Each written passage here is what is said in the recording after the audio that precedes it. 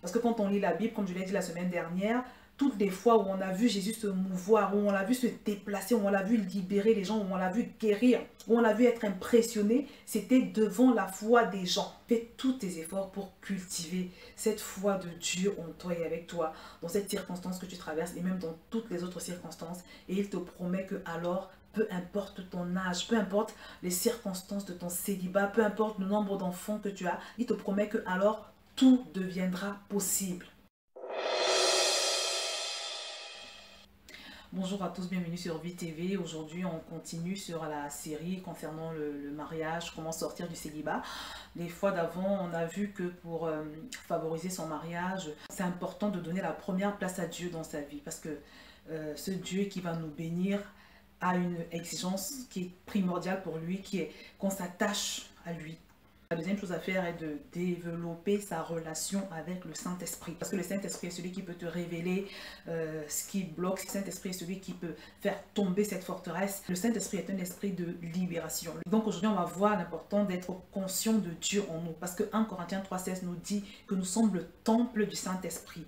Donc tu es le temple du Saint-Esprit. Dieu habite en toi par son Saint-Esprit. Mais est-ce que tu le crois? Et si tu le crois, est-ce que tu l'as accepté? Et si tu l'as accepté, est-ce que tu marches dans la conscience de ce fait?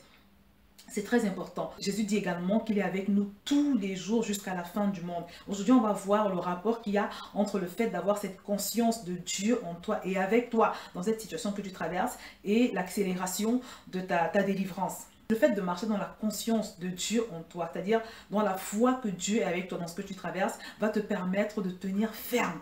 En sachant que quand on a atteint 40 ans, 45 ans et qu'on n'a toujours pas de prétendant qui se profile à l'horizon, on est exposé à beaucoup de tentations. Donc le fait de marcher dans la foi que Dieu est avec toi dans cette situation que tu traverses, est-ce qui va t'aider à rester calme, à demeurer dans la sainteté malgré la difficulté que tu traverses. Le fait de cultiver la conscience de Dieu en toi, le fait de ne pas perdre de vue que Dieu est en toi et avec toi, te permet de garder la bonne attitude. Quels que soient les moments de faiblesse que tu peux avoir, les moments d'interrogation, quand tu t'arranges à ne pas perdre de vue que Dieu est avec toi dans ce que tu traverses, ma soeur, ça te remplit d'une force surnaturelle. C'est une chose de savoir que Dieu habite en toi, mais c'est autre chose de marcher dans la réalité de cette présence. Toi qui me regardes, fais simplement un test. Quand tu auras terminé de regarder cette vidéo, sois conscient que ce grand Dieu est avec toi. Tu verras que ta démarche va changer, ta façon de réagir aux circonstances va changer, tes pensées vont changer, ton expectative va changer. Il y a une puissance dans le fait de marcher dans la conscience que Dieu est avec toi. Ça te remplit d'une grande paix.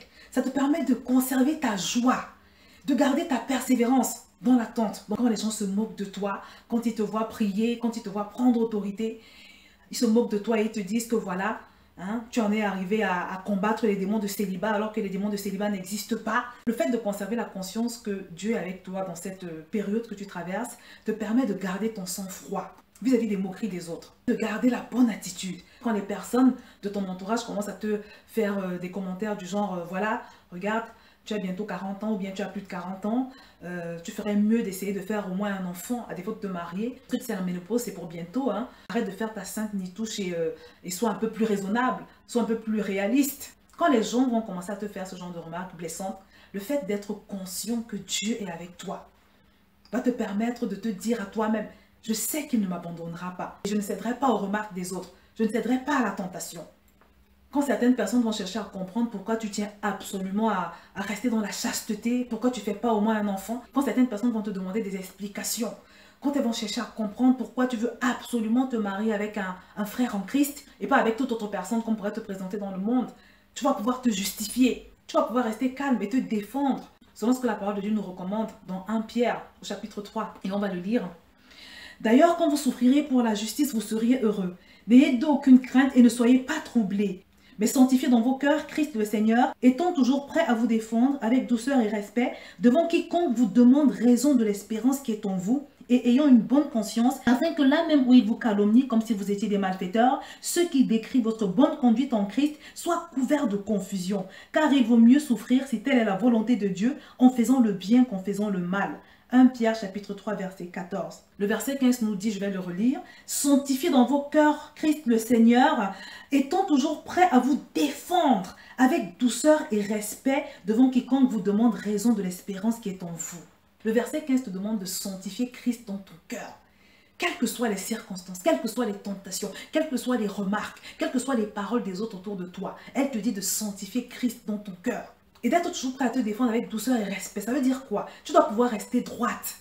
Quand les gens te font des remarques déplacées, inappropriées, tu dois pouvoir ne pas baisser les yeux quand les gens te demandent de t'expliquer. Et ce qui t'aide à te défendre, c'est la conscience que Dieu est avec toi dans cette épreuve que tu traverses. C'est le fait de savoir qu'il voit ce que tu traverses et qu'il est au contrôle.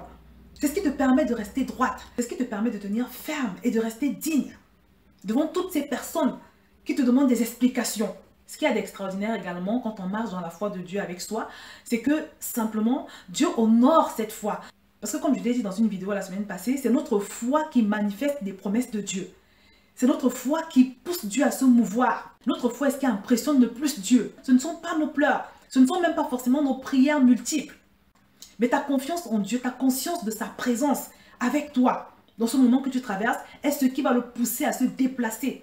Notre Dieu est fidèle et il honore la foi de ceux de ses enfants qui la manifestent. Une clé pour pouvoir marcher dans la conscience de ce que Dieu est en toi et avec toi, dans cette situation que tu traverses, et même dans toutes les autres circonstances, c'est de confesser, c'est de faire des proclamations de la parole de Dieu.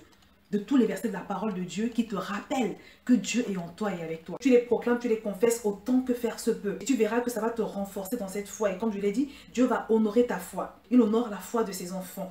Parce que quand on lit la Bible, comme je l'ai dit la semaine dernière, toutes les fois où on a vu Jésus se mouvoir, où on l'a vu se déplacer, où on l'a vu libérer les gens, où on l'a vu guérir, où on l'a vu être impressionné, c'était devant la foi des gens. Donc c'est une chose très importante de garder à l'esprit que Dieu est avec toi. Je vais te mettre des liens de tout ce que j'ai pu réaliser comme vidéo ou comme article en ce qui concerne la foi. Fais tous tes efforts pour cultiver cette foi de Dieu en toi et avec toi, dans cette circonstance que tu traverses et même dans toutes les autres circonstances. Et il te promet que alors, peu importe ton âge, peu importe les circonstances de ton célibat, peu importe le nombre d'enfants que tu as, il te promet que alors tout deviendra possible. Je vais m'arrêter là et je te dis à très bientôt sur VTV.